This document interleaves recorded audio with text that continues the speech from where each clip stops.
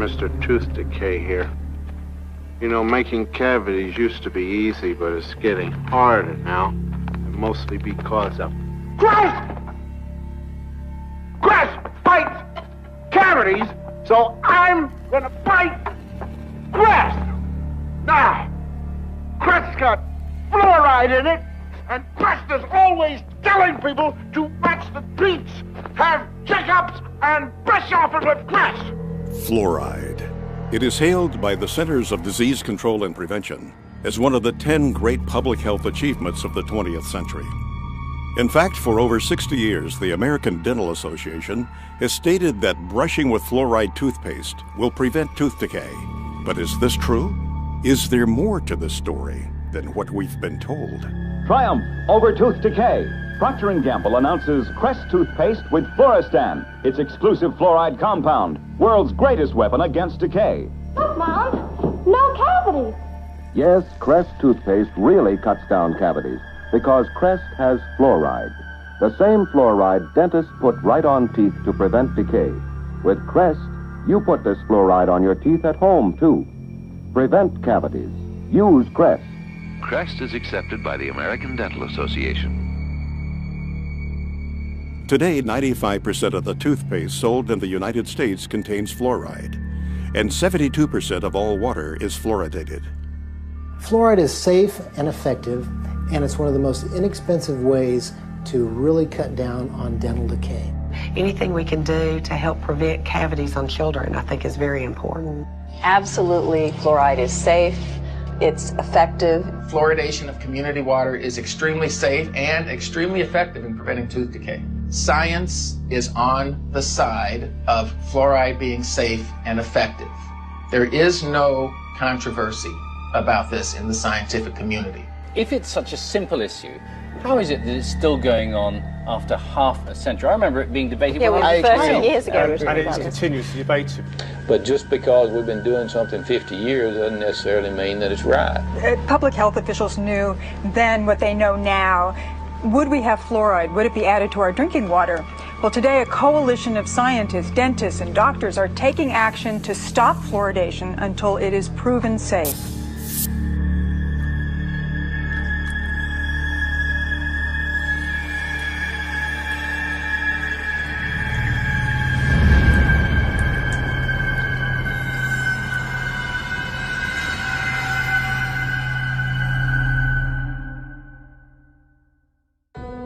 The first widespread commercial use of fluoride was for the eradication of vermin. Since the 1800s, sodium fluoride has been a key ingredient in rat poison and insecticides.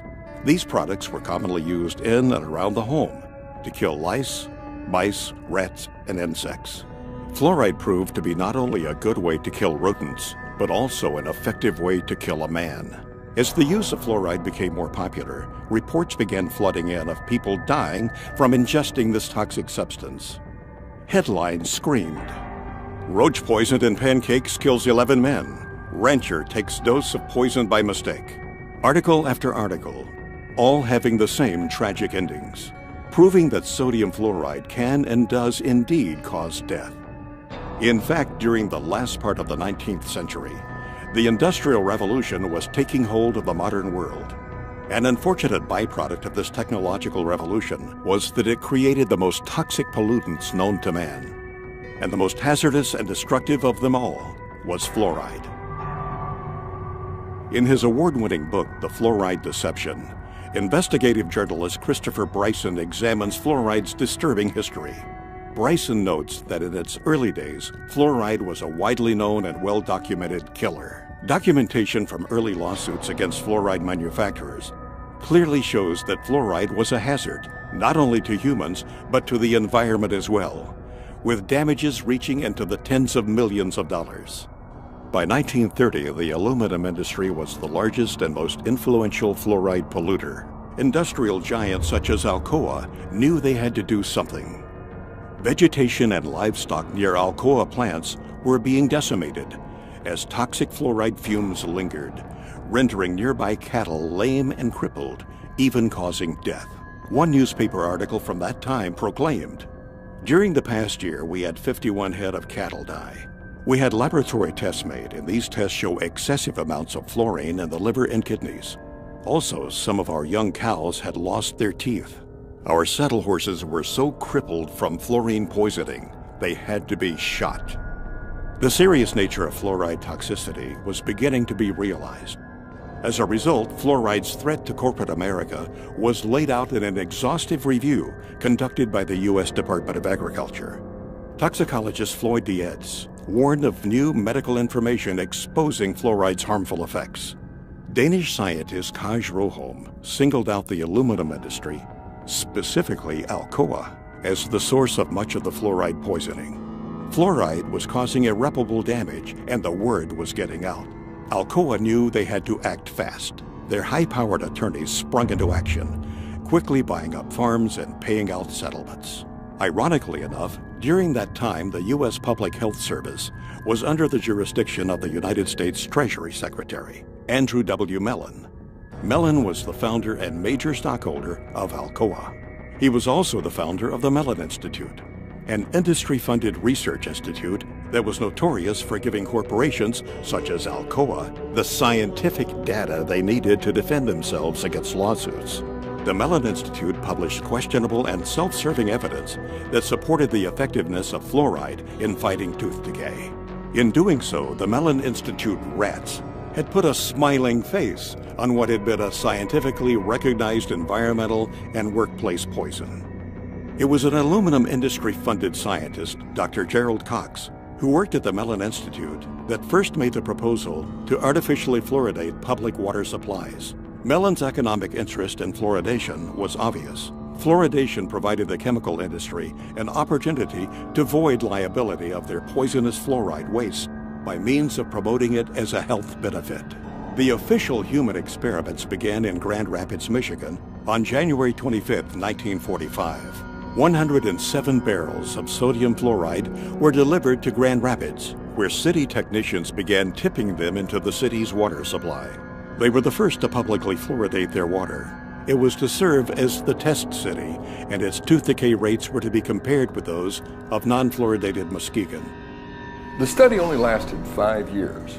There are no permanent teeth in a child born at the beginning of the study. It was an unblinded study. They did no measure of safety, and they claimed that there was a tremendous benefit to the permanent teeth. Well, there weren't any permanent teeth in the children that were born at the beginning of the study, and soon thereafter they fluoridated Muskegon, the control city. It's a phony baloney study used to demonstrate the benefits, where there are none. Unfortunately, fluoride's ugly side has almost entirely escaped the public view. As Bryson points out, historians have failed to record that fluoride pollution was in fact the biggest legal worry of the industries that were involved in developing the atomic bomb program. As some may remember, the Manhattan Project was a secret program which brought the atomic bomb into existence. But what most people are totally unaware of is the fact that fluoride was an essential element in the production of the atom bomb. There's a guy named Harold Hodge that was the chief toxicologist for the Manhattan Project, and basically, in order to create the nuclear weapons, they needed massive amounts of fluoride. He was hired as a toxicologist or part of the team to determine, is there going to be any toxic effects of fluoride in this project? Really what they were worried about is they were worried about lawsuits. They knew that there was negative effects of fluoride. They had to basically invent this whole scheme so they could use the high levels of fluoride in the Manhattan Project to create atomic and nuclear weapons. For more than 70 years, the Public Health Service has assured society that fluoridation is safe and effective. These assurances have largely rested on the results of the 1945 Newburgh-Kingston fluoride carries trial.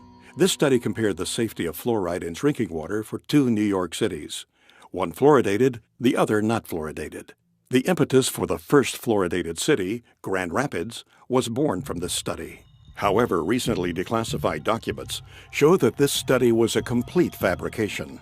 A trail of declassified Manhattan Project papers unearthed by investigative journalist Christopher Bryson showed that the toxicology department at the University of Rochester, which was under the direction of Harold Hodge, secretly monitored the Newburgh experiment to, quote, supply evidence useful in the litigation arising from an alleged loss of a fruit crop.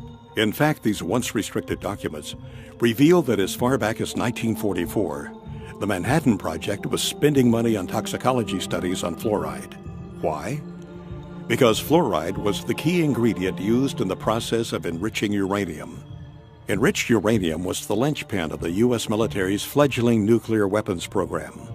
Fluoride became a national security issue. The declassified documents suggest that Newberg was simply another human experiment, one used to justify the interests and advancement of the nuclear industrial state. The final report of Newberg concluded that small concentrations of fluoride were safe.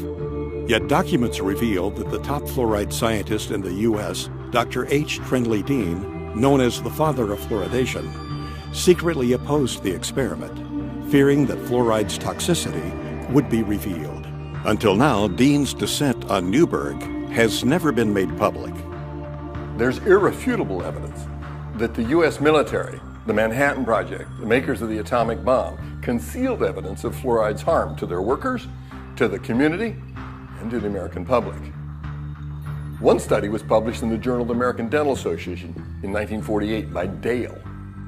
In these files, Manhattan Project Captain Peter Dale at the University of Rochester reported preliminary results of dental investigations among laboratory fluoride workers at Columbia University.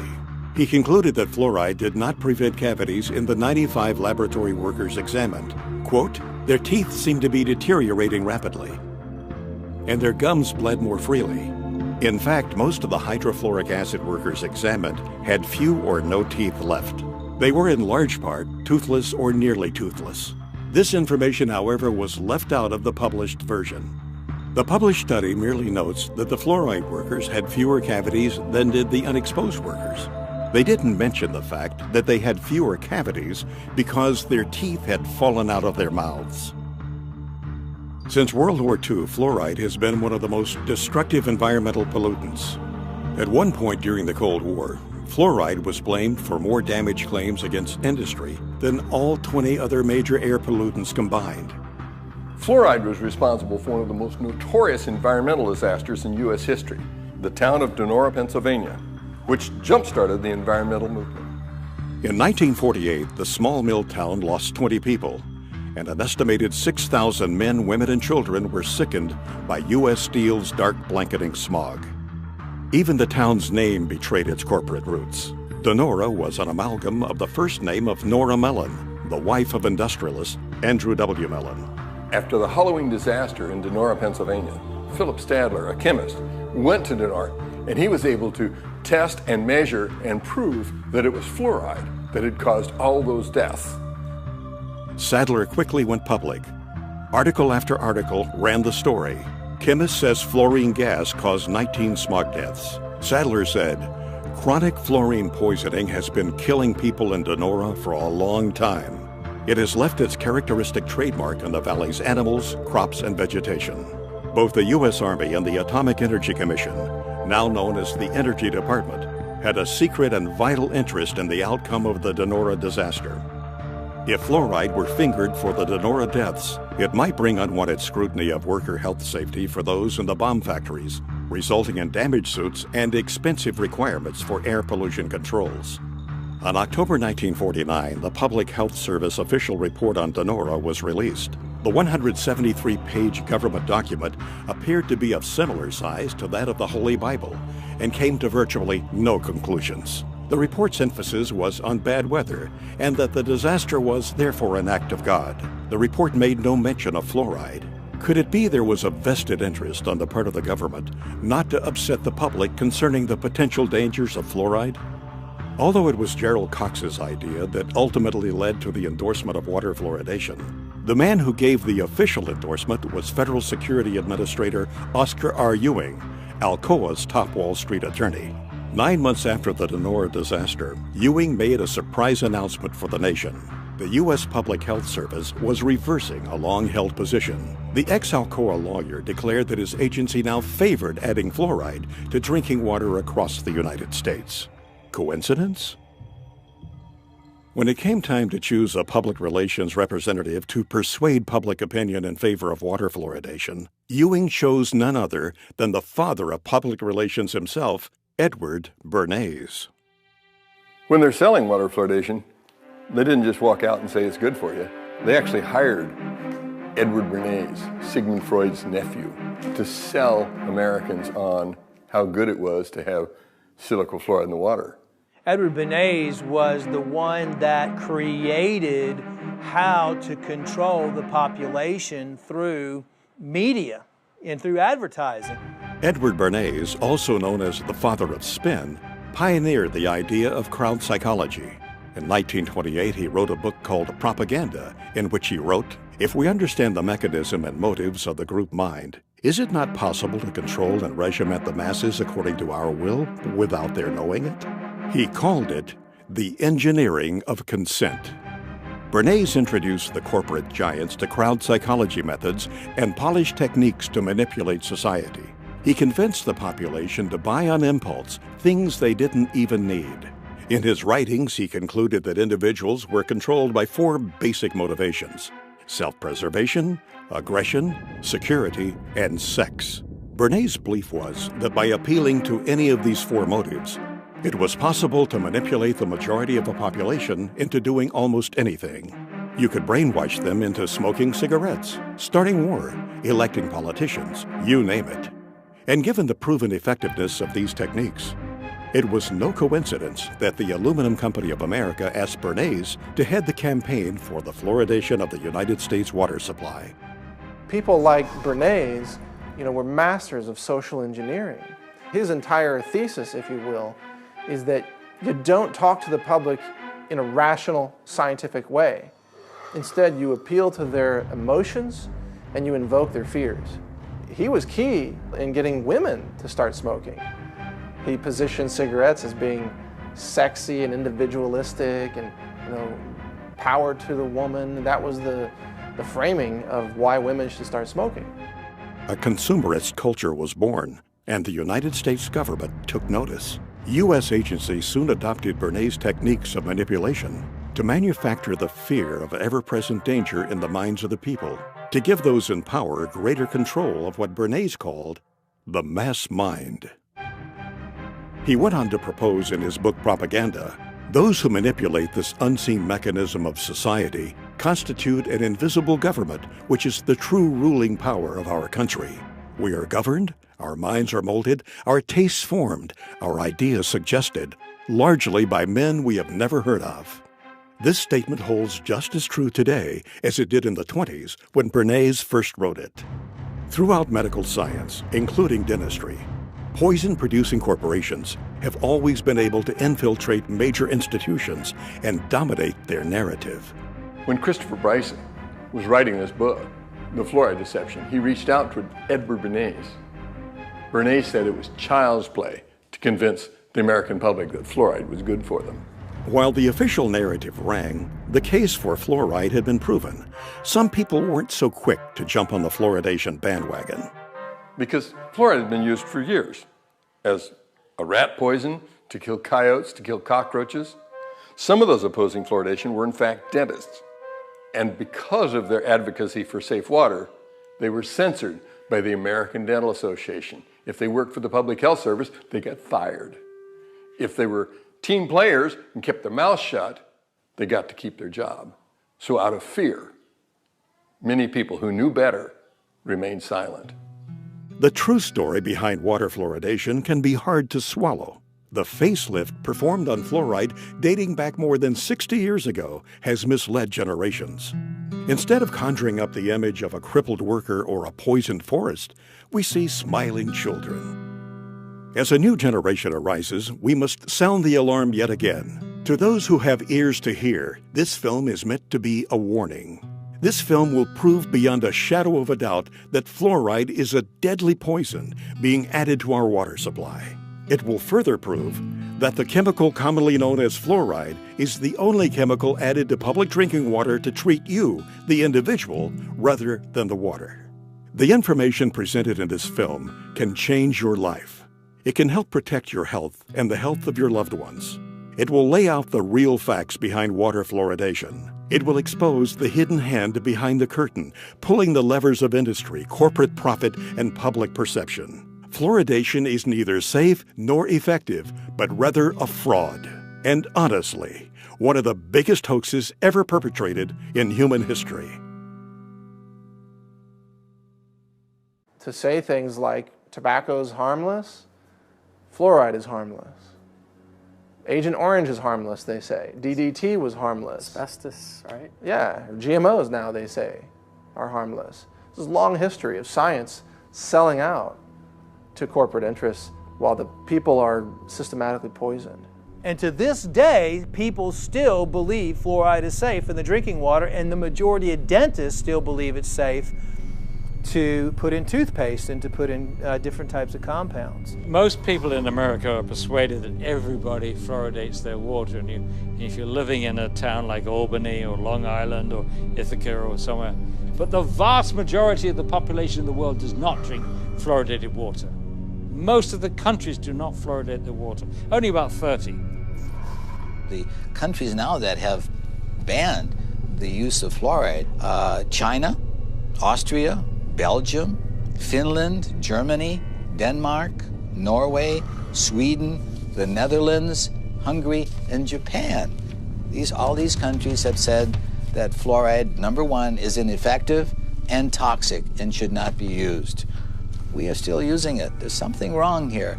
I think it's time that we become aware and do something about it. How come our country that's supposed to be, quote, so smart, uses it? Well, there's something going on here. What does the European Union know that we don't know? Nothing. Nothing. They know the same thing, that's why, but the difference is they're not getting paid off and we are, and so therefore, this is what the only thing I can come up with, because they both have the same facts.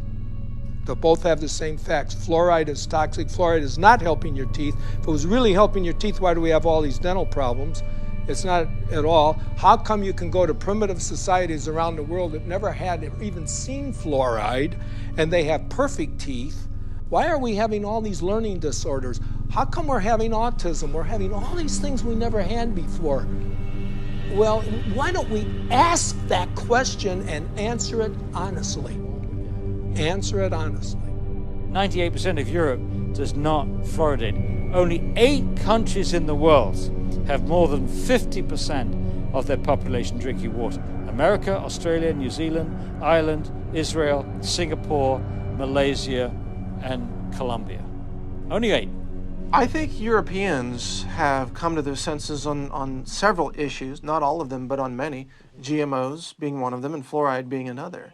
They've rejected these things because they're looking at the evidence. America tends to be way behind the curve on really recognizing reality in the realm of fraudulent hoax science. Our CDC and the liars in Washington, D.C. have only had success in countries that speak English for the vast majority of the disposal of their hazardous waste product. That means that you and I and our children in the United States are the largest consumers of hydrofluosilicic acid. Call it what it is. Hydrofluosilicic acid, what is that? Hydro is water, fluo, fluoride, silicic, sand, and it's missing an electron. It's acidic. It'll kill you. You take your hand, dip it in like that, and you're going to die. Hydrofluosilicic acid does not occur in nature. It's a man-made molecule. And it eats through concrete, glass, stainless steel, fiberglass, plastic. You name it, it'll eat it. So why are we putting that in the water? First tonight, hazmat crews from all across our area responded to a chemical leak this afternoon in Rock Island.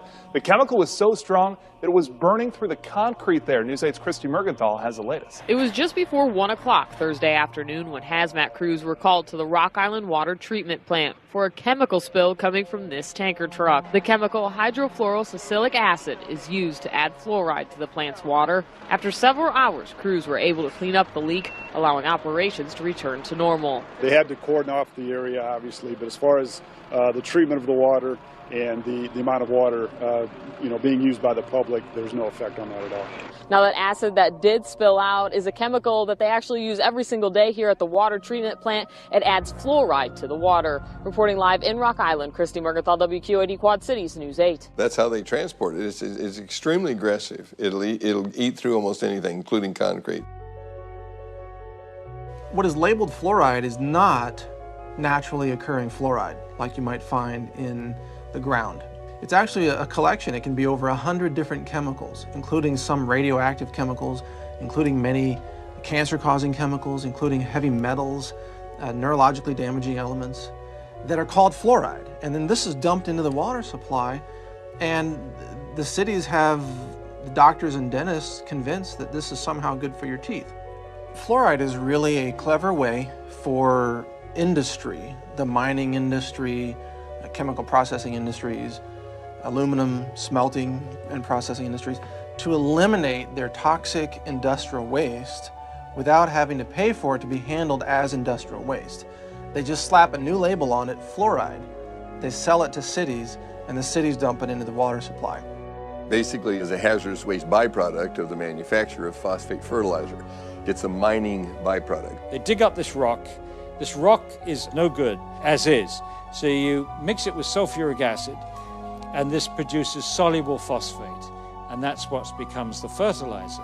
It's a byproduct that they can't do anything with. It's a poison, so they sell it and make fluoride out of it. It was a fraud.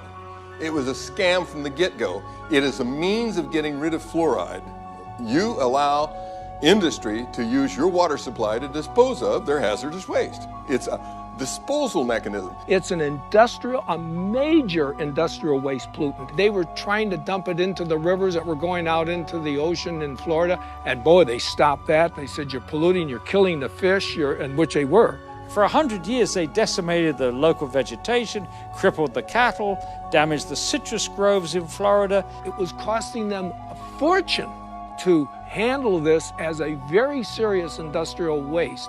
And so they're helping Cargill get rid of their hazardous waste problems. Cargill is the largest privately owned corporation in the world. They were also the largest producer of hydrofluorosilicic acid. Cargill at one time had like 90% of the market. When the hurricanes went through Florida, they knocked out the holding pond, so there was a shortage of hydrofluorosilicic acid, and so they reached out to the rest of the world, and now we get it from Mexico and Japan and China, because none of those countries allow fluoride in the water supply. They don't put it in at all, so it obviously is piling up in those countries. I don't think we need to be helping other countries out with their disposal of fluorosilicic acid. Fluoridation is the worst recycling practice in the world, so I support recycling. But to take the hazardous waste from the phosphate fertilizer industry, which cannot be dumped into the sea by international law, and cannot be used locally because it's too concentrated, and to take that product and put it into our public drinking water is sheer lunacy. It's bizarre. I mean, George Orwell, Kafka could have written this play. It's lunacy. There are 250,000 tons dumped annually in the water supply. Does that sound like a big figure to you? If you had 1 ton and were worth over $1 million, you'd be a poor person by the time you got rid of that ton. It's extremely expensive to get rid of. Is there anybody that you know that might be willing to talk to us, perhaps a whistleblower, somebody who's been injured or? Yeah, there's a guy who wrote a book, Toxic Torts, the tell-all book about the phosphate fertilizer industry, Gary Pittman. He'll tell you the story. Is that where's he out of? In Florida. That's where all the phosphate mines are in the United States. That's right. Paul, looks like we're going to Florida, buddy.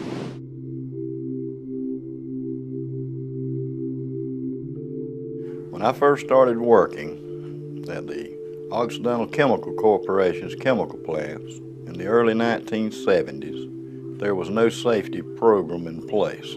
The only equipment you had to wear was a hard hat and safety glasses. And we didn't wear the safety glasses half the time because it wasn't enforced. The environment was very dirty. The air was filled with dust and toxic fumes. We worked 8, 12 hours a day, sometimes longer, sometimes double shifts in those conditions. When you're 18, you think you're invincible. Had a physical by their doctor, and he actually put on my application a perfect health specimen. Mistakenly, you tend to believe that somehow you're invincible and blindly step into harm's way without a thought about the future consequences. I started working there when I was 18. I was in excellent health. I quickly rose to a supervisory position and was making about $50,000 a year. However, my success came at a high price, my health and well-being. My first and last job was working for Occidental Chemical Company in the phosphoric acid plants in Hamilton County, Florida. So Gary, what made you write this book? I wanted to leave a history behind on what happened to me and some of the co-workers here in this county. And it kind of gives the inside look at a phosphate plant, mainly the chemical plant where phosphoric acid is made.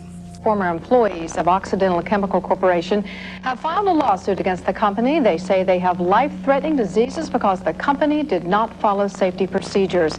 Paige, they have diseases like leukemia, emphysema, and toxic brain syndrome. For years, doctors struggled to diagnose them, but finally they found a common link. It was the phosphate plant they all worked for. Gary and several other former employees are suing Occidental for failing to provide adequate safety education and gear. One woman's husband died of bone cancer before his battle could make it to court. They messed up my life. They messed up everybody's life, and they're continuing to mess up other people's lives. They need to come in and realize and admit to what they are doing. When Gary Pittman filed a lawsuit against Occidental Chemical Company, he knew what he was getting into. Occidental was a mammoth organization and no stranger to litigation. It was Occidental that had been responsible for one of the most horrendous environmental tragedies in American history, the Love Canal. President Carter declared a state of emergency today in the Love Canal area of New York's Niagara Falls, where toxic chemicals were discovered oozing from the ground. My 3 kids were born with birth defects. My wife's had cancer. This was a site that literally is best described, orange goop, toxic soup is what it has been referred to. You had 80 different chemicals. I mean, some very bad stuff was in these people's backyards, was literally seeping into their basements. Health officials are urging more families to move, but that's not as simple as it seems. Between the years of 1947 and 1953, the Hooker Chemical Corporation, which is a subsidiary of Occidental Chemical, used the Love Canal section of Niagara Falls as a dumping site for toxic waste. Today, we write the final chapter of the environmental disaster called Love Canal. In doing so, we make clear that when people make a mess of our environment, they should and they will be held responsible for cleaning up their mess. The EPA concluded that Occidental dumped millions of tons of hazardous chemicals and then sold the property to the Niagara Falls School District for $1. In papers to be filed in court in Buffalo this afternoon, the Occidental Chemical Corporation will agree to pay $129 million. In the end, Occidental was out of pocket a total of $200 million for damages and settlements, not including court costs and the millions they spent defending themselves. These kind of dangers no longer will be tolerated by the American public. The day of discarding hazardous materials indiscriminately and haphazardly is over. There must never be in our country another Love Canal. Thank you very much. But in reality, this $200 million spanking to a multi-billion-dollar-a-year company is far less severe than a parking ticket to the average person. Occidental had a pattern of disregard for environmental issues. In the summer of 1979, the New York Times reported that Hooker's plant in White Springs, Florida, was convicted of polluting the air with fluoride. Even more damning were the copies of corporate memorandums passed among Hooker executives in which it was revealed that Hooker's top echelon knew and approved of the pollution violations. Finally, Hooker Company officials admitted to accidentally poisoning local water supplies not only at the New York location, but at their Michigan and California plants. The White Springs plant that Gary Pittman worked for not only was polluting the air with fluoride, but had also dumped tons of waste on their own property. In a leaked inter-office memo obtained by an insider at Occidental's White Springs plant, reveals 25 different waste disposal sites buried on the property. This highly classified document lists the hazardous, carcinogenic, highly fluoridated toxins that are all buried on the site and are still there today. Gary Pittman knew that he was about to embark into a David versus Goliath scenario. Occidental was not to be trusted. They had been known to buy and intimidate officials. They provided financial support to the campaigns of certain political candidates and owned judges. Gary had only 12 lawyers against Occidental's prestigious law firm, Holland & Knight, which at the time consisted of 540 of the nation's top lawyers. However, to his benefit, Gary had the documents to prove his case.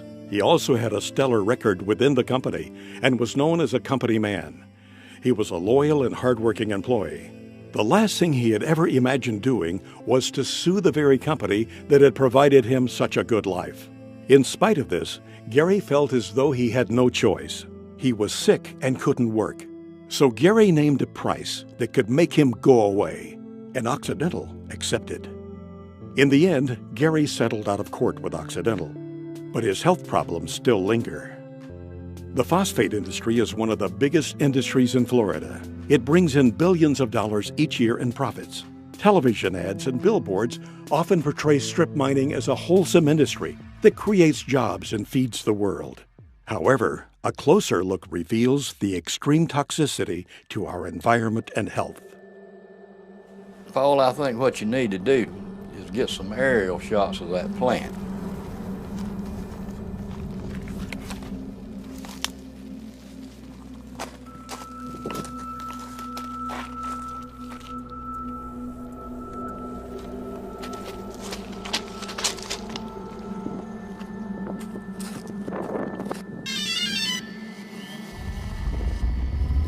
Because you cannot see the devastation going on from just riding down the road. If you could get some aerial shots of that plant, I could point out what's going on, what's happening, you know, and point out where a lot of the pollution's going on and stuff like that.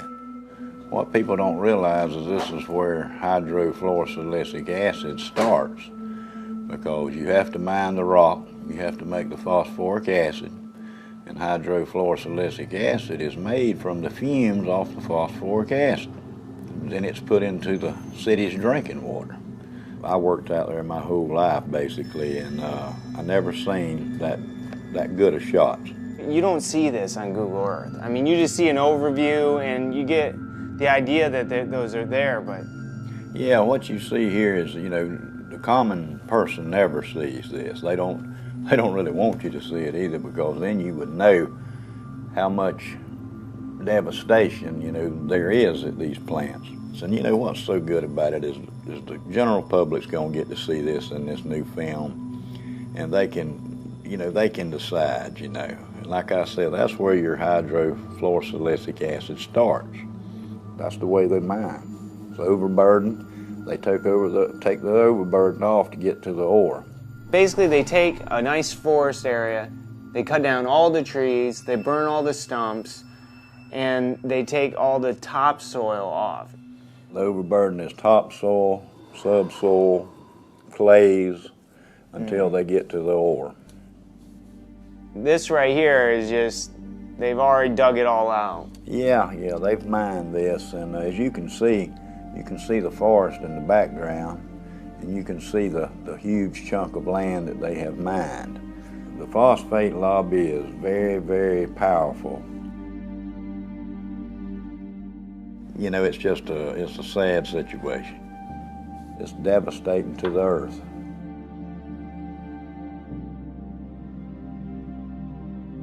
This water, this coffee-colored water, it's just hard to describe how bad it is. You know, when you call it water, it's not really water. It's so laden with so many different chemicals, and it contains many elements such as cadmium, chromium, mercury, nickel, beryllium, arsenic, fluorides, lots of fluorides. Lead, and I heard it even has it has radioactive elements in it too. It is radioactive. Uranium-238, radium-226.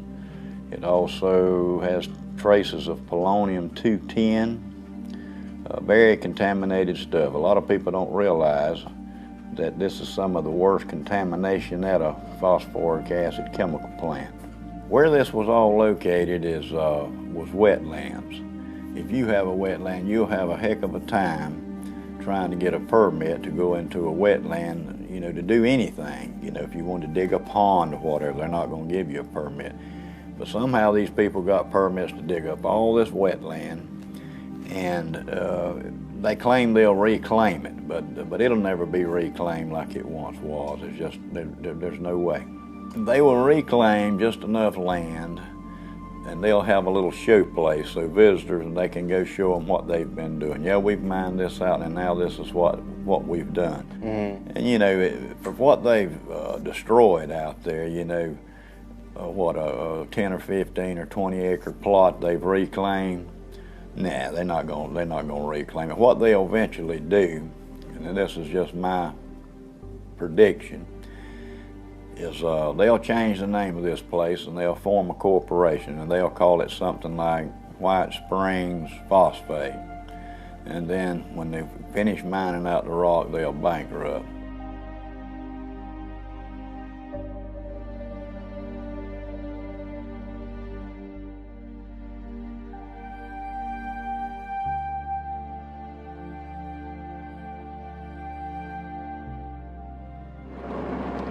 Up here on the right, we're going to have the administration offices. They used to be in the chemical plant, and they moved them. They used to eat the pantyhose off the women's legs. Wow. It says, "To whom it may concern, I worked at the above-named company, Occidental Chemical Company, White Springs, Florida, in 1968 and part of 1969. Our accounting department was located in the admin building, which at that time was located at the chemical plant. Many mornings when we employees would get out of our vehicles, women, our pantyhose would dissolve off of our legs. It was explained to us that it was a chemical fallout, not to worry. Our boss would see that each of us girls would get $1 to get us another pair of pantyhose. The chemicals also would eat small pit holes in the paint on our vehicles. Years later, they moved the admin building away from the chemical plant to out by the main road. And there's several more names here of other girls that could testify to this. So there's three things you can see from the space station, and that's the Great Pyramids of Egypt, the phosphogypsum stacks of Florida, and the Great Wall of China. And that's how large they are. They have them in South Florida and Central Florida that are 400 acres big. It's a huge operation. They dig cubic tons of rock a day. What is with the water up there? The pond water is water they use for the process, and it's recycled. The water is used over and over, and it gets stronger and stronger and more contaminated. How do they contain it? Just by building a dam like that? A dam around it, and that's what I was fixing to tell you. There's no liner under that stack. It's right on top of the ground, and it is leaching. Sure it is. Through the groundwater. Yeah, I read somewhere about a sinkhole that took place. The reason the sinkhole developed is because the acidic water eating away the limestone. And once the limestone gives way, you're in the groundwater. Wow. Because in Florida, when you drill a well, you have to go through the limestone to get to the air.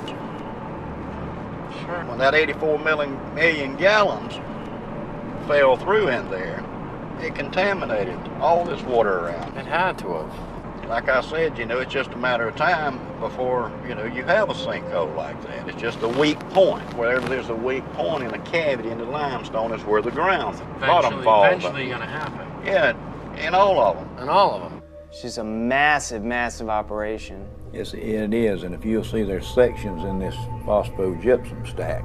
Mm-hmm. When the sinkhole caved in one of these, it was one of these sections. It wasn't all of it. Only that one section was 87 million gallons. Whoa. So you could multiply that times 4. You know, that's just a lot of toxic waste to be going into the aquifer. In addition to this recycled toxic water up there in those ponds. Those ponds, you call them. they're, in addition to that, they're taking fresh water too, right? Of course, they use a lot of fresh water because, see, this is the main thing that they don't want you to know, is what they call the water balance. It just makes them nervous if you start talking about the water balance. What do they add back when they need water if it's leaching? Right. It's going away. So they have to add some fresh water to keep the process going. Right. The phosphate industry uses more fresh water than any other industry in the state of Florida. You know, and sometimes they have to release water out of those toxic ponds. Where do they put it? They put it in the creeks and it runs into the Swanee River. Now what they do to it is lime it to bring the pH up so it don't kill the fish immediately. The Swanee River, they claim, is a pristine waterway. But if you ask the Fish and Game Water Commission in Florida, they'll tell you not to eat over one fish out of that river a month. Wow. Because of lead and mercury and chromium and cadmium. They won't tell you that, but that's why. Yeah, that's why. This is just a lot of the documentation I've reached through the years. What really caught my eye was, like we had talked about earlier, the 1972 through 1979 misrepresenting environmental data. And they charged them $575,000 for emitting 10 times the amount of fluoride allowed below. And I was working there when that was going on, and the fumes were just unbelievable. It pit the glass on your windshields, make them so foggy it would etch the glass. Just having your car parked out there while you're at work. Parked there. I mean, back in the 60s, you know, I mean, even earlier they realized that those fumes were very toxic. Very toxic. The phosphate company pretty much polices themselves. They have their own crews do their stack testing and all the other environmental things. And, you know, that's kind of like the fox watching the hen house. And I have been involved to where they would go up to test a stack and come down and tell me, so something's wrong. This stack is going to fail. You know, so you look around, find the problem, straighten it out, and say, okay, boys, y'all can go up there and test now. I have also been at the point to where we couldn't find what was wrong, and they were doing the test, and we would just go and open a blind in the fume ducts to allow more fresh air to rush in, so it would dilute the emissions. And I know for a fact that they cheat on these tests. Once you know that, then you lose all faith in these regulatory agencies because you know it's all a farce. In this past, I'd say 6 months, there's been 4 people that I know of that I grew up with. They were younger than me. They were 52, all of them died. I do honestly believe it has something to do with the phosphate chemical plants out there. I would imagine you've seen some injured employees. I've seen people burned. I've seen people blown up. I saw a man killed, and he was going to weld on a rotary drum filter, and somebody had washed it with a solution of sulfuric acid and pond water. Found out later the guy had struck an arc to weld on that thing, and it exploded. And it killed him, messed up his friend, too, that was helping. But that's a very hazardous work environment. When you digest phosphate rock with sulfuric acid, that's what you're going to give off, hydrogen fluoride and silicon tetrafluoride. Now, even at that strength, it'll eat up concrete, asphalt, stainless steel, even the fume ducts after a while, which is made out of fiberglass. Very corrosive, the most corrosive acid known to man. Used to etch glass, it's used for a lot of things. One of the things it's used for is to fluoridate drinking water. Who in the world would want to drink water with this stuff in it? The city of Dallas, Texas, like many cities across the nation, spends millions of dollars on contracts with companies like Cargill, Mosaic, and Penco to fluoridate the region's water supply. On Mosaic's website, the product listed for use in water fluoridation is actually called hydrofluorosilicic acid. The Occupational Safety and Health Administration, otherwise known as OSHA, is a U.S. agency that requires companies to produce a material safety data sheet, or an MSDS, for every chemical product in the market. The MSDS that Mosaic produces for their fluoride product will make your hair stand on end. Right here I have the Mosaic material safety data sheet on their hydrofluorosilicic acid product. A material safety data sheet is a very important document to disclose safety and health issues about possible exposure to this chemical. The MSDS sheet is supposed to inform you about what is this chemical, what's in it. So what we find in the case of the Mosaic, their hydrofluorosilicic acid, is that it is not a pharmaceutical grade product. It is an industrial grade chemical. And under Section 2, hazard identification, it identifies a health hazard as being corrosive to the skin, the eyes, and the mucous membranes. If you come in contact with it through the skin or inhalation or ingestion, such as swallowing it, it may cause severe irritation and burns. And so on the second page, it identifies potential health effects, and it mentions that it's corrosive to the eye, corrosive to the skin, corrosive through inhalation, such as breathing, corrosive if you swallow it. In this, they're basically giving these health effects due to hydrofluorosilicic acid in a high concentration. It's less clear at what concentration this won't happen at. As a chemist, I've looked at scores of material safety data sheets, and never in my career have I seen a warning for children in an MSDS, material safety data sheet. What happens is the companies that's producing this chemical realizes they have a revenue stream that's a little risky for them from a liability standpoint on how their customers are using this chemical. And so they've now put a warning in their material safety data sheet, warning for fluorosis, osteosclerosis if exposure occurs during enamel formation. There are no children working in these chemical plants. There are no children being chemical handlers. So this warning is for the end user. And so we've presented this to the City Council, and they have now been alerted that their own supplier has put a warning. And this is where we came across and said, you now need to put a warning, at least for children that you've received from your supplier. You need to put that downstream. So now the liability is on them too. Hydrofluorosilicic acid has no known benefit in human or any physiological system. It's not even useful in any mammal. So adding that to the public water supply for an alleged benefit is a fraud, and it's a crime against the citizens of this country, and it's cumulative over a lifetime. It is a very noxious poison, and you do not have to take my word for it. If you've got a Webster's dictionary, open it up. One of the definitions is fluoride, a violent protoplasmic poison. Then you have to go look up protoplasm. We are protoplasm, so violent protoplasm for us. Say, let's put that in the water and see how the kids turn out.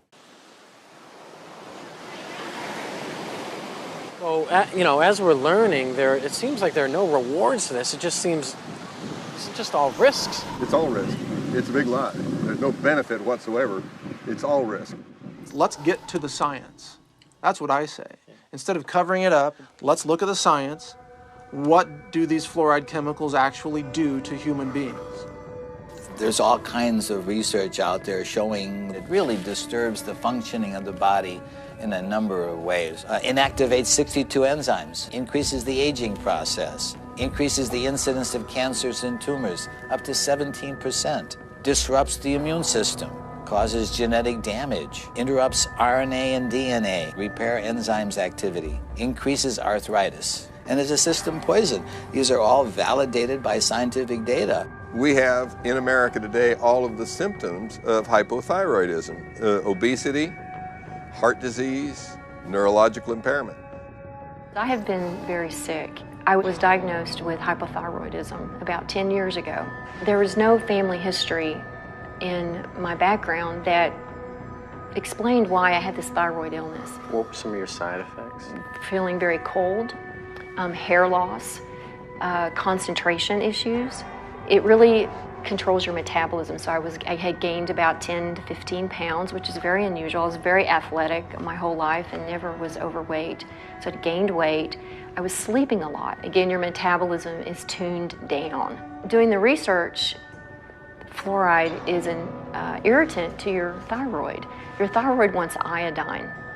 And if it doesn't get iodine at the concentrations that it needs, then it gets whatever is closest that you're providing in the environment. If you look at the periodic table, you see that fluoride, chlorine, bromine, and iodine are all in the same column. That means they have very similar electronic structure and reactivity. So that's why your thyroid will uptake fluoride and chlorine when you're not giving it enough iodine. It's a gradual accumulation of the fluorides and the other things you're exposed to out there that just gradually wears on you through the years. And that's one reason it's hard to pinpoint a health problem.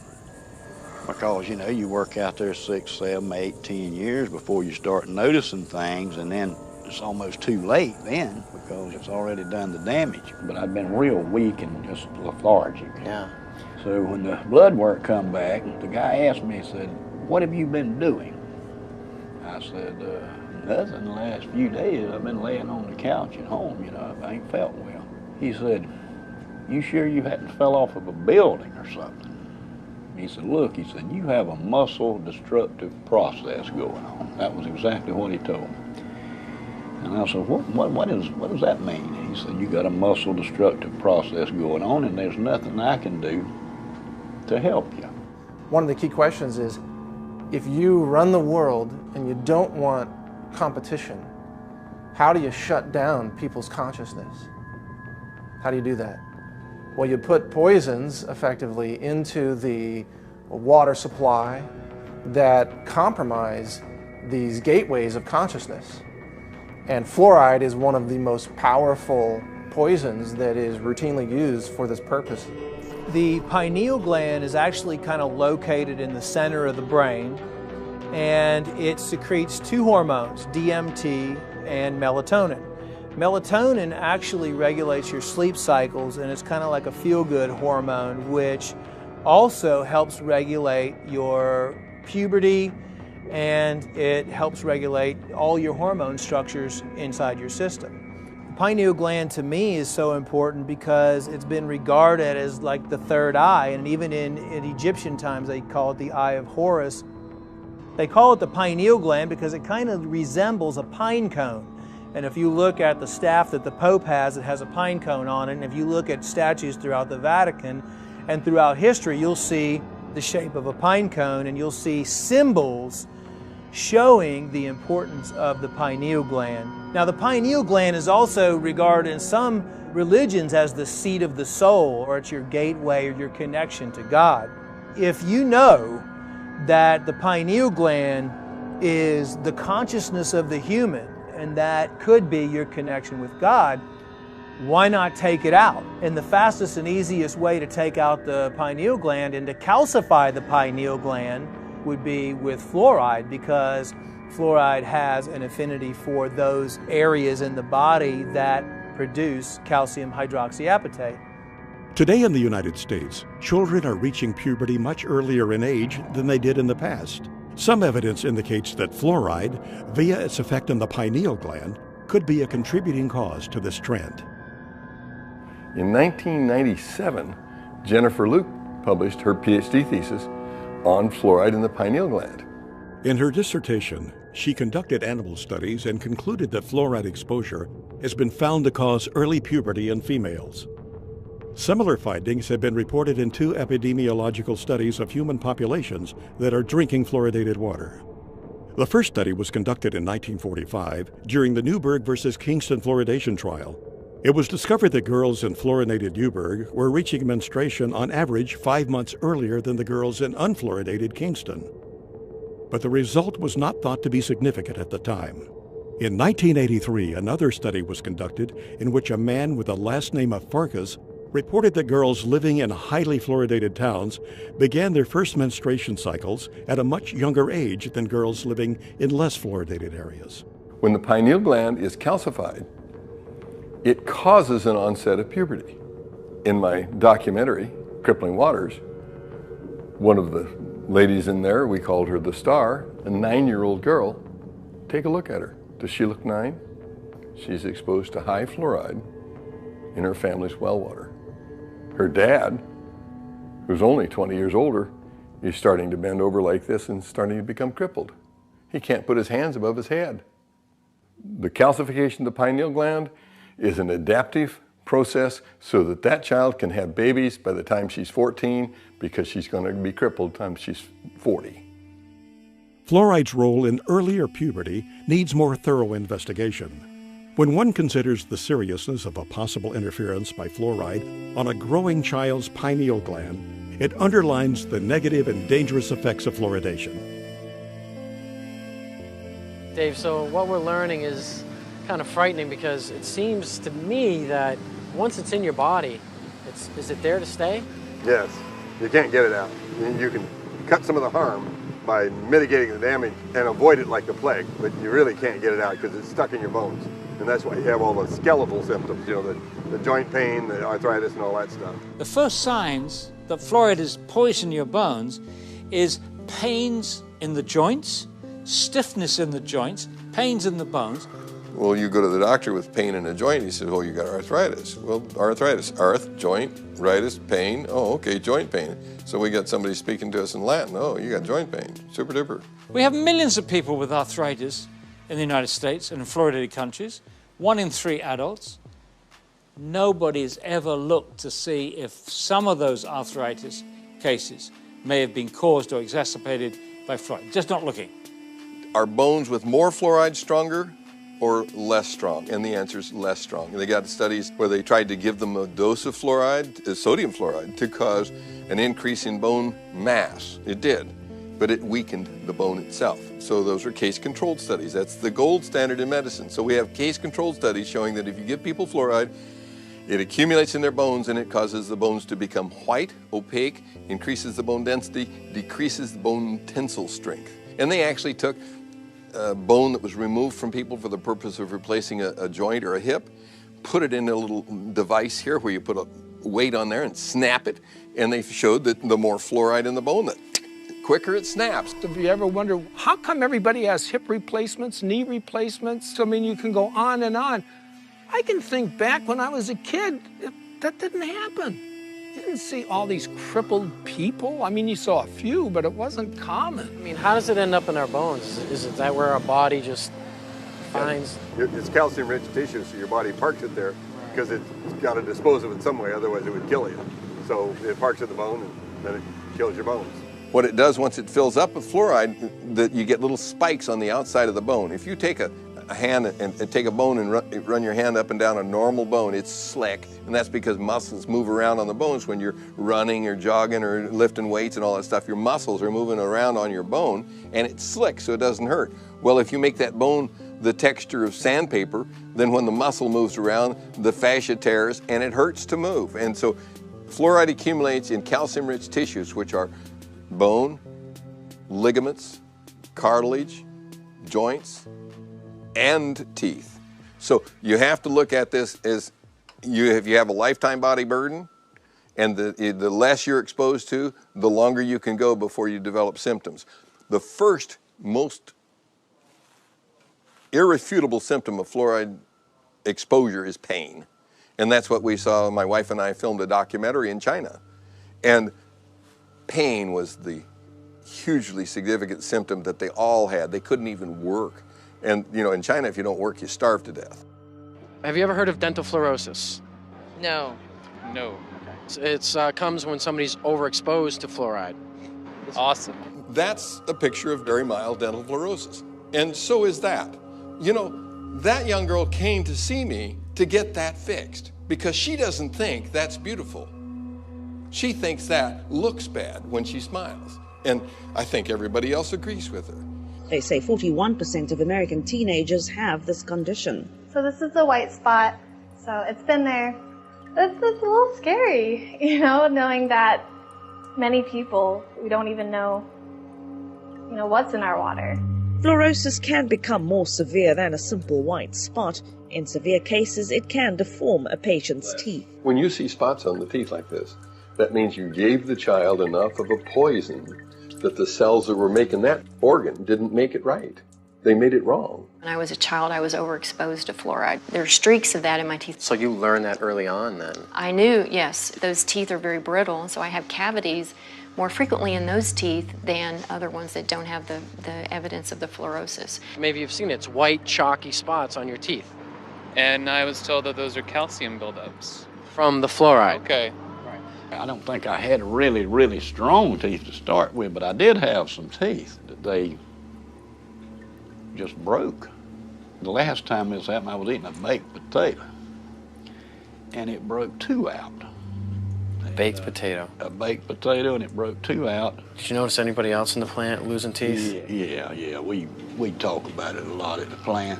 So the ADA, the people in office, the people who are in these regulatory agencies, they're aware of overexposure to fluoride causes dental fluorosis, correct? Yeah. They know of that, right?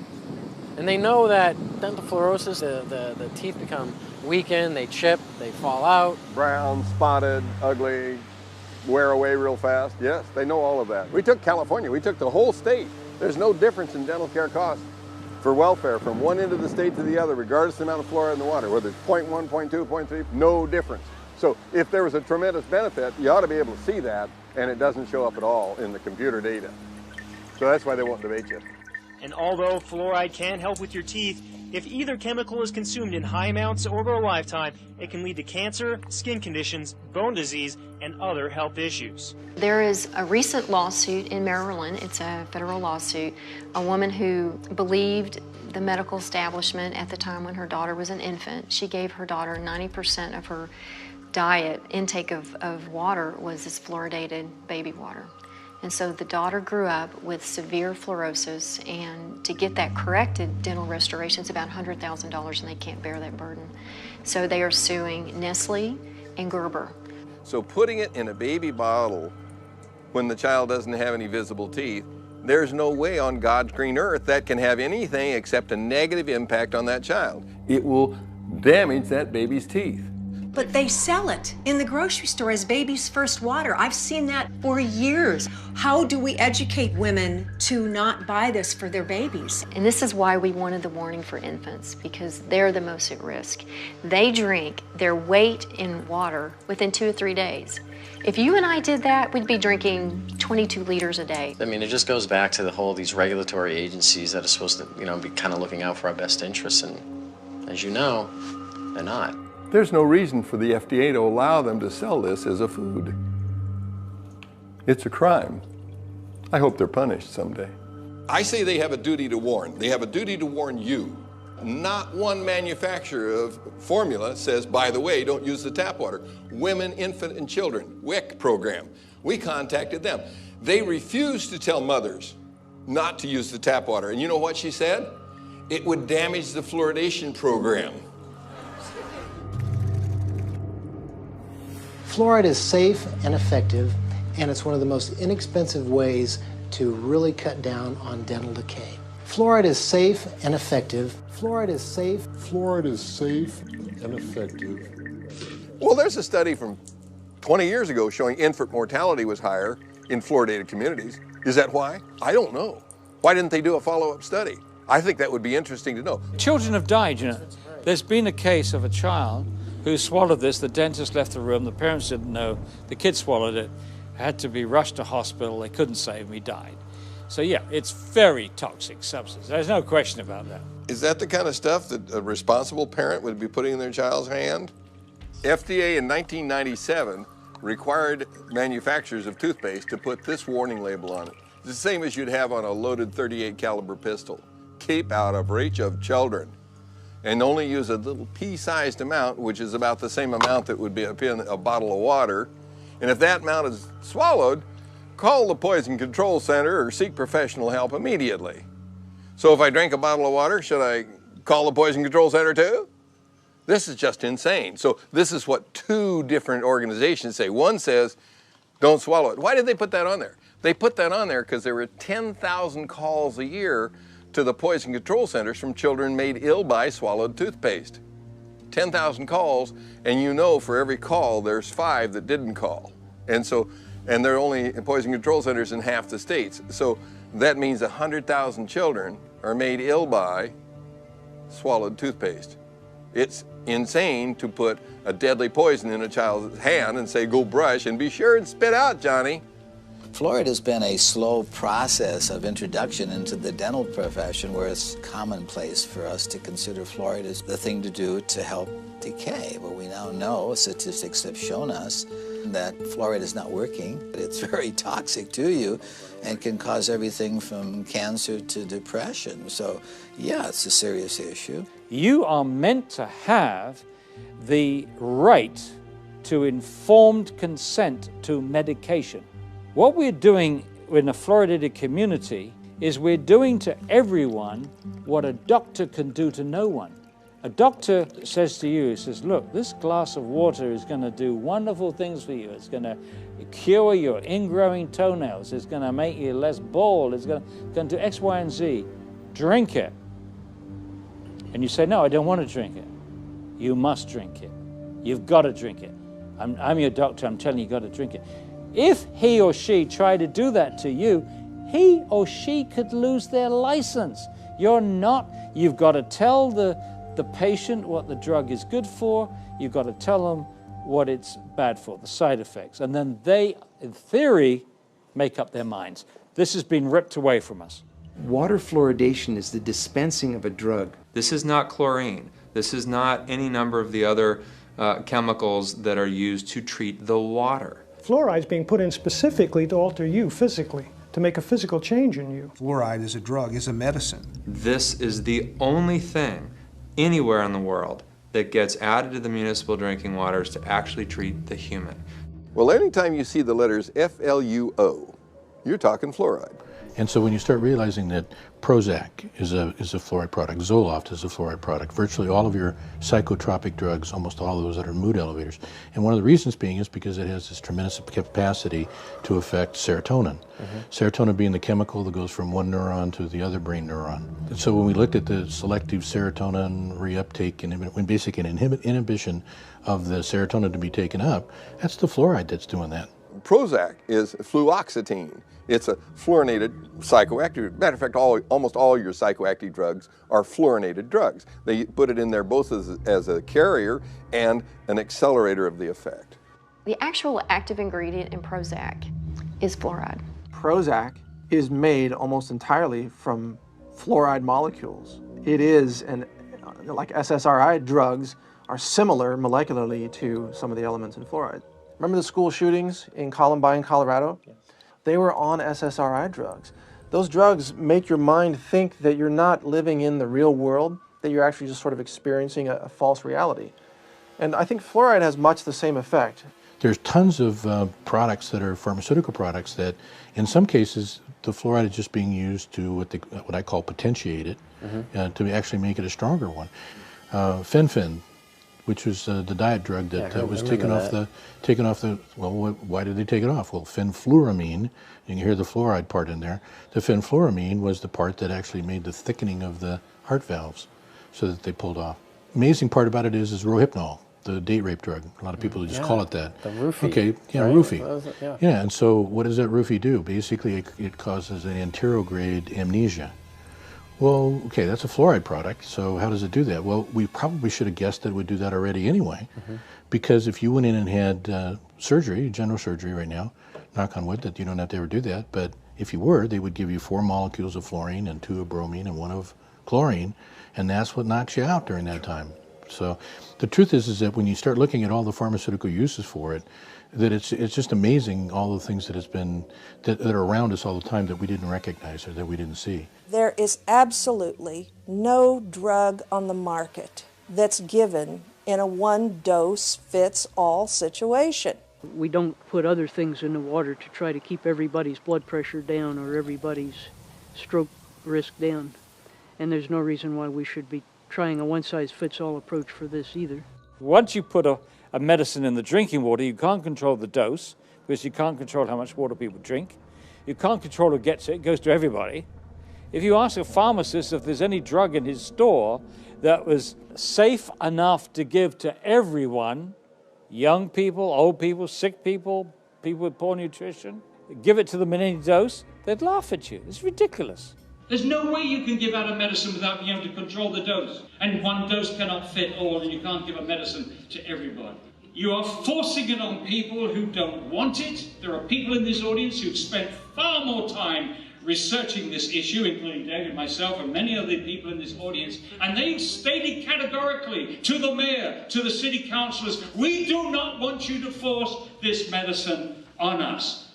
We have the right to informed consent to medication. That's a very important right. This is a violation. It's being violated every day in this country to over 200 million people. There needs to be informed consent. We have that with all other medications. When we go to the doctor, he or she gives us the information of what the side effects are going to be. With fluoride, there is no informed consent. There is no safe dose for this one-size-fits-all medication that they're doing to us.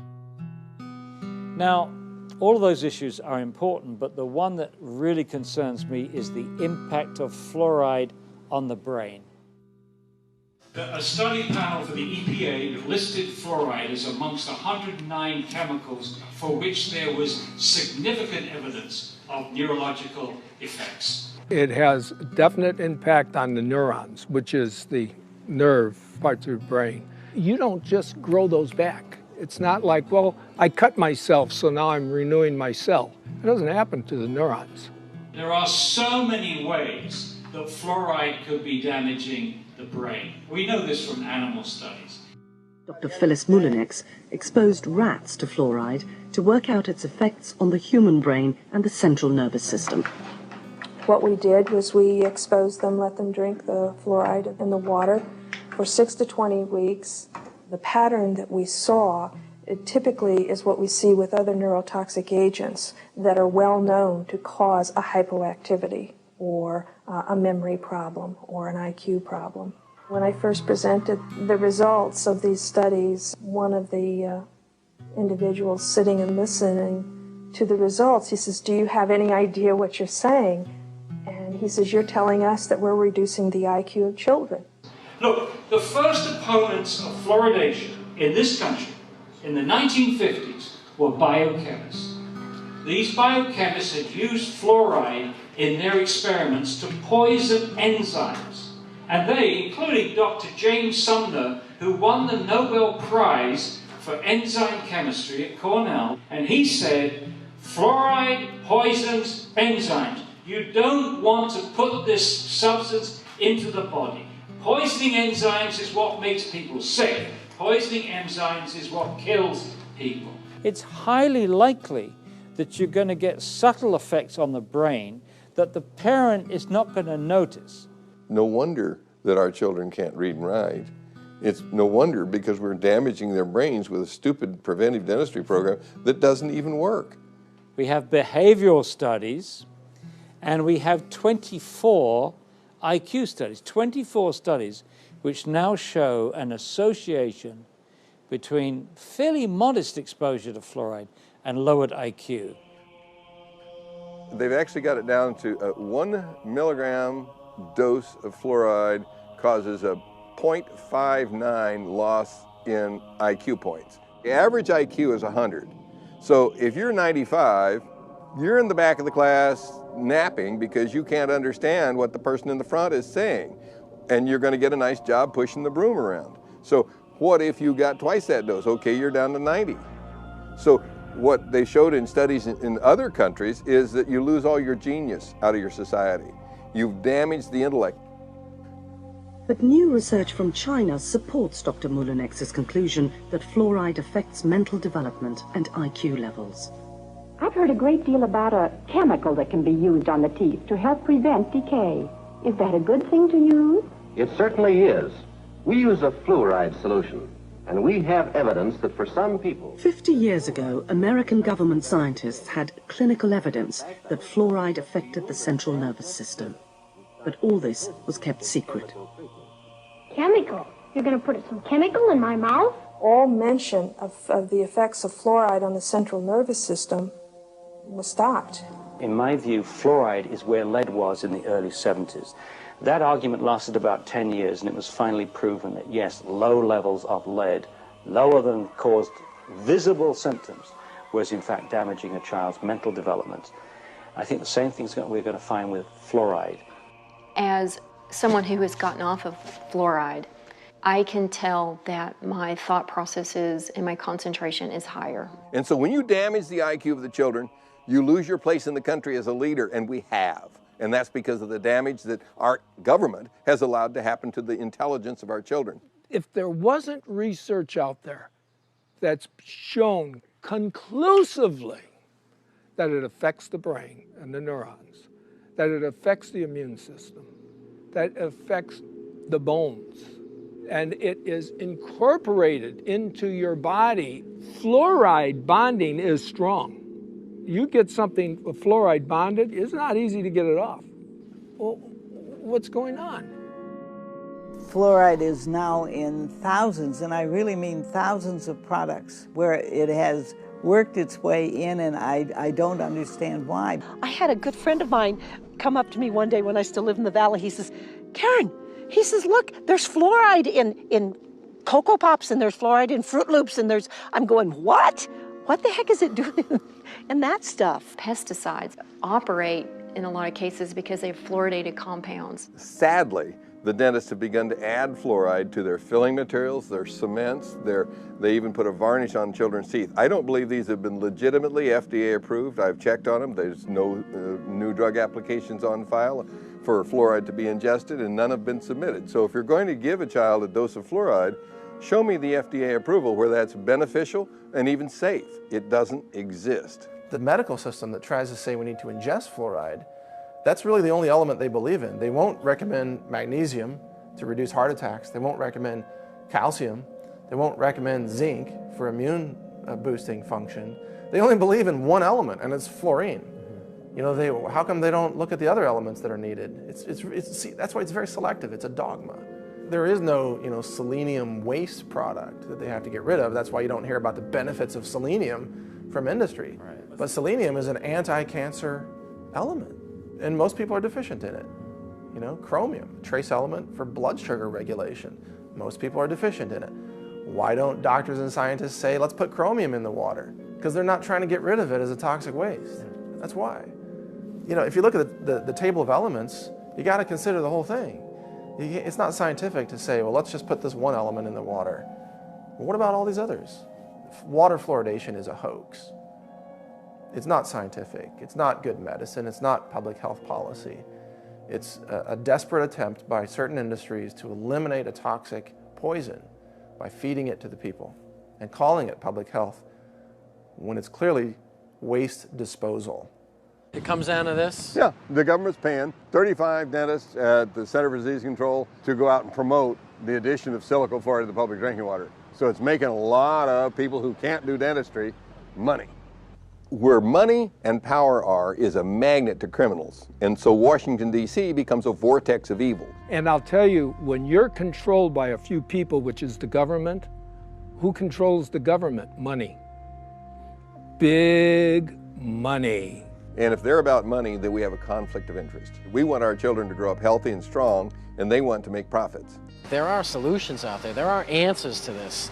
There's ways to get around and possibly clean up your system. What can we do? The best thing you can do is look at what the body's made of, which is water.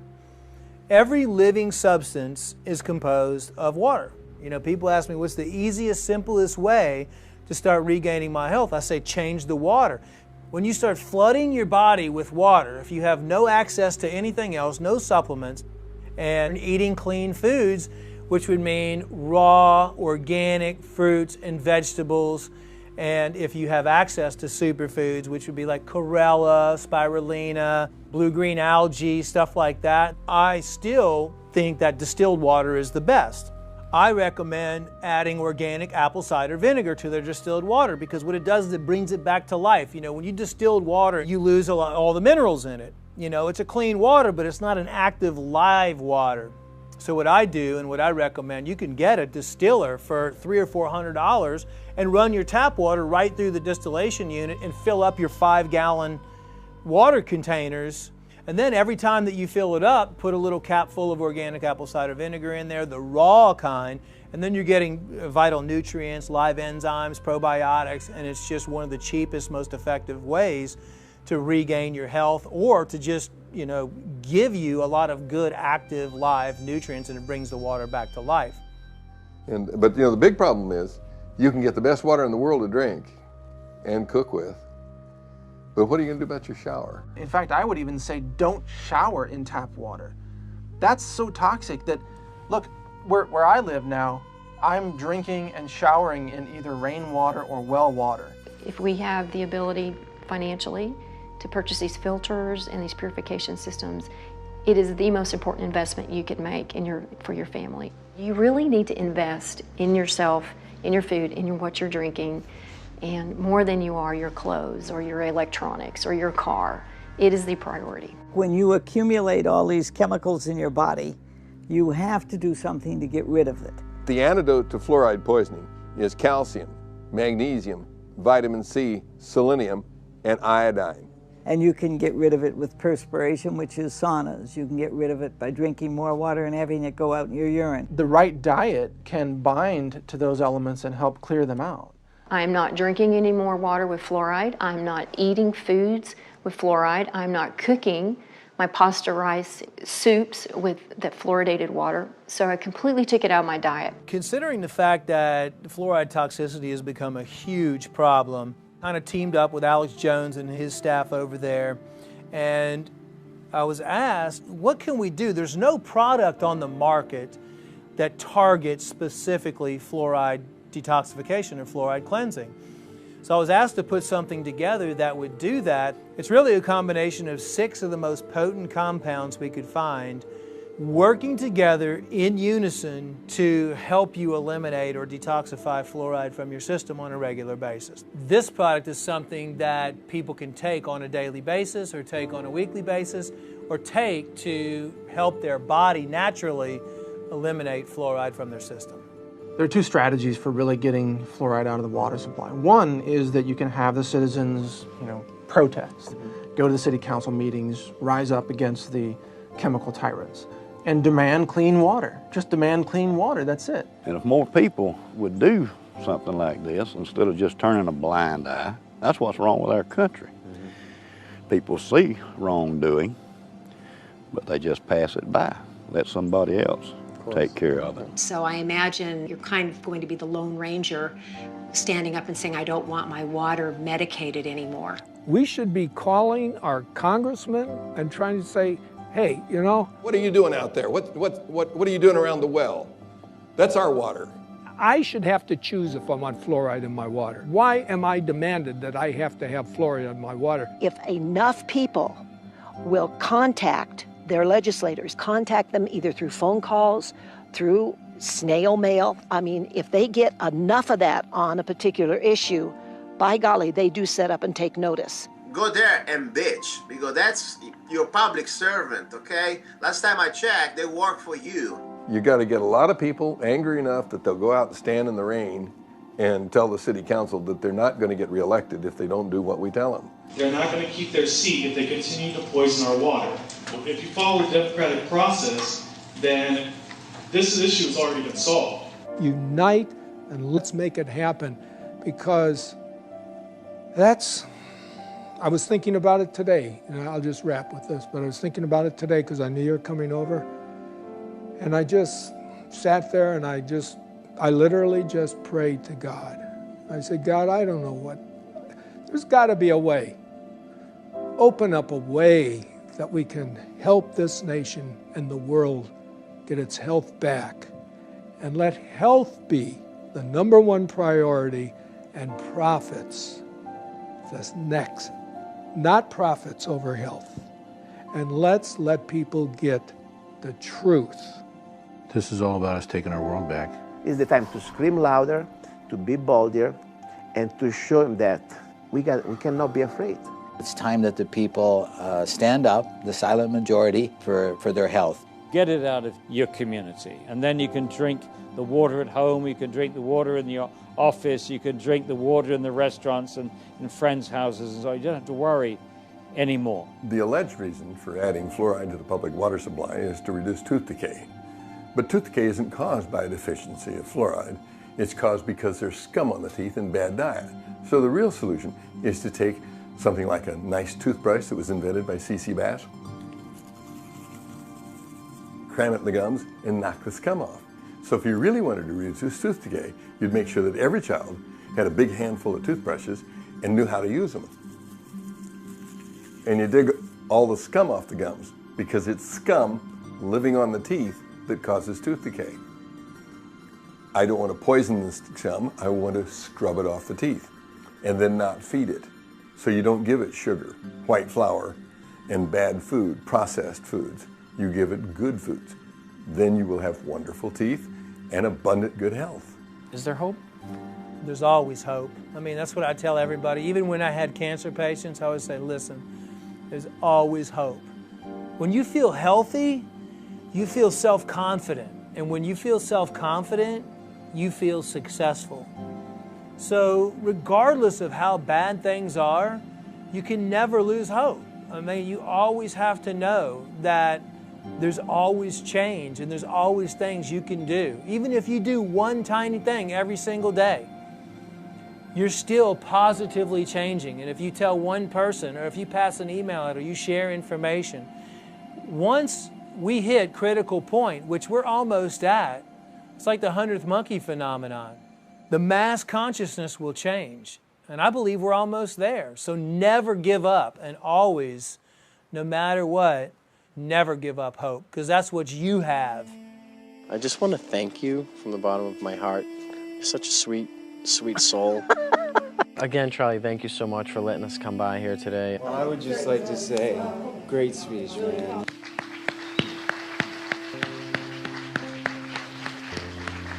Thank you for all your work you've done over the years, and your discoveries, and your journey, and your just everything. Thank you so much. Appreciate it. Thank you. Thank you, Gary. Thanks, Paul. You're a good man. You're the man. Okay, Thanks so much. Thank you. Appreciate it. Thank you. It's been a treat. It's a pleasure to talk to you, and I'm hoping that this will get the message to more and more people. Now, this is fantastic. It's going to be a great educational tool, and we appreciate you being here. And thank you so much, and we'll look forward to seeing you again. Likewise. Thanks for having me. You guys are incredibly powerful, and I want to say thank you for what you're doing for all of us. I really wish this project the greatest success. People need to hear this message from all of those that you've interviewed. This is powerful information, and I imagine that in 50 years, people will be watching this. You know, some DVDs will survive. Yeah. Yeah. I just got the chills. And they'll be watching this, and they'll look back and say, there were some filmmakers who did know what they were covering, who weren't willing to just sell out and do some explosions and on-screen sex and this and that. They actually had a message for humanity. That's what you guys are doing.